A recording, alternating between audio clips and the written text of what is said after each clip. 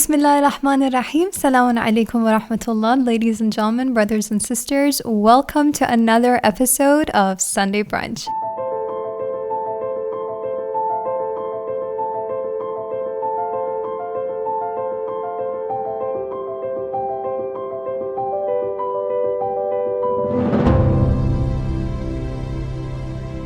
Thank you so very much for joining us today. We're going to be talking about something pretty important and something that's been threatening innocent lives, sometimes on a daily basis in some regions more than others. And that's gun violence. So, Assalamu alaikum, Sayyidina. Alaikum salam wa rahmatullah. Thank you so much for being with us again. My pleasure. So we're going to talk about gun violence today and how it's affecting so many lives. And it's so unfortunate because we have all these countries that have progressed with their law regarding guns and firearms. And we see the results so clearly that, less casualties, less fatalities. And then we have some other countries like the States just doesn't want to back down on its laws against guns. And like shootings and massacres and suicides every day on the news, and it's so heartbreaking. So I'm just trying to figure out what exactly is going on. I decided to dedicate an entire lecture or session to this topic, and I think it's not even enough. Once the ChristChurch mosque shooting occurred in New Zealand in 2019, where I think 50 some people died in 2 mosques. And I don't know if it's just me, but guns are extremely dangerous, especially guns of that caliber, and they really shouldn't be at the hands of anybody, including the law enforcement. Sometimes I believe that law enforcement can also lose their temper, can also make mistakes, and absolutely, they'll end up killing 50 people instead of 1 or 2 people. Yeah. And we hear and read on the news that sometimes some police officers and law enforcement people killed someone by mistake, or they thought someone was threatening them and they ended up killing them, but the person was not a threat to them. And that's just by a normal 9mm gun. Imagine if now they had a huge automatic rifle and they start shooting. Opening fire on civilians. So, that was one of the most eye-opening events of the year 2019, where more than 50 people that were going to pray, they had no harm, no danger, they weren't doing anything wrong, were killed by malicious people. And that happens a lot. In the year 2000 to the year 2014, in 14 years, there were 6 mass shootings in Germany, 3 in Canada, 2 in Finland, but 133 in the United States of America. Good God. You'd think they'd get the hint, though. And that's a big problem. That's a big problem. So from year 2000 till 2014, in 14 years, 133 mass shootings. We've had a mass shooting every 2 months. A mass shooting, which means more than 3, 4, 5, 10 people being killed. A lot more than that. A lot of people in the U.S. no longer feel safe sending their kids to school. To school, exactly, which is so ironic. Yes. You'd think your child would be safe there.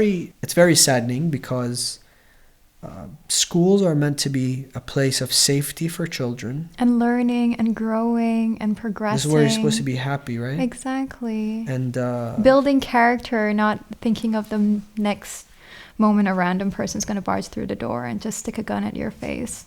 So I personally think the first responsibility is the responsibility of the people to save themselves, their families, their children, and their country and their environment. And 2, it is the government, responsible government. What is a government? That's a very important question to ask. What is the job of the government? Is it just to spend $1 billion to get elected, and then once they're elected, they push the agenda of big companies that are pharmaceutical companies, gun production companies? Is it, to sell trillions of dollars of weapons to the world so that people can kill one another and we get rich? Or is it a role of being like the father of the household, where you're merciful, you're compassionate, Actually governing. you're also wise, and you're governing, Guns are extremely, and especially now, there are houses of worship and minorities being subject to hate crimes. Just in the Christmas New Year season, many houses of worship, many minorities were subject to hate crimes, getting killed, getting attacked by guns. I want to say this. With this, I think we have to conclude. This reminds me of the fact that Kofi Annan, in a statement, wrote that the fairest governor in human history was Ali ibn Abi Talib. I'm not saying this as a Muslim, I'm not saying this as a follower of Amir al-Mu'mineen, but I'm just saying he was an exemplary figure in history, right? And revered by millions of people. I think we can learn a big lesson from Amir al-Mu'mineen, specifically from one of his sermons of Nahj al-Balagha, where he talks about his armed forces. What is the job of the armed forces? Are they supposed to attack people and invade countries and create wars and sell weapons? Or is their job to secure the people? Defend them. To defend them against the enemies. Now, Amir al-Mu'mineen has a beautiful statement. He says, I've called you to assemble your armed forces in the winter and you say it's cold, in the summer and you say it's hot. I've called you so many times and you've become cowardly. That's not what we're discussing. Then he says, Amir al-Mu'mineen says, and I have heard that the troops of the enemies have entered Al-Anbar. Al-Anbar is a place in Iraq today. Yeah. وَقَدْ قَتَلُوا عَامِلَهَا حَسَّانِ بن حَسَّان البكري, and they've killed its governor, Hassan bin Hassan al-Bakri. Then Amir al-Mu'mineen says, وَقَدْ دَخَلَ بَعْضُهُمْ عَلَى الْمَرْأَ الْمُسْلِمَةِ. Now this is the result of the armed forces not doing their jobs. The army enters onto the Muslim woman, وَأُخْرَى الْمُعَاهَدَةِ, and the other of non-Muslim faith, a Christian, a Jewish woman, or a non-Muslim woman, living in an Islamic country under the protection of Islam. وَأُخْرَى الْمُعَاهَدَةِ فَيَسْلُبُ مِنْهَا قَلَائِدَهَا وَحِجْلَهَا, and they take away her earrings and her jewelry. فَتَسْتَغِيثُ بِاسْتَرْحَامٍ, and then she starts begging for mercy. Imam Ali says, if a Muslim man dies out of sorrow and sadness because of this, لَمَا كَانَ عَنْدِي مَلُومًا, I wouldn't blame him. This is the saddest thing that Amir al-Mu'mineen could have accepted. And he says, if you die out of sadness that a Muslim woman or a non-Muslim woman under your protection is being harassed, how? They take her jewelry away from her. They take her earring away from her. So the job of the armed forces is to protect the people. And the job of the governor is to be like Amir al-Mu'mineen. He does not differentiate between the Muslim, the non-Muslim. He said a woman who's subject to hate. And mind you, the Muslims were the ones, the rebels were also Muslims. So Amir al-Mu'mineen here says we have to stand with the weak. This is the job of wise governance, not to entice hate, not to say things that minorities are in jeopardy, not to say things like, oh, Islam is the problem, and fuel Islam the conflict, hates us, or say things against, for example, the Hispanics or other minorities. This creates hate. And hate then leads to violence, and since there are guns, well, it's going to be very easy to take innocent lives away.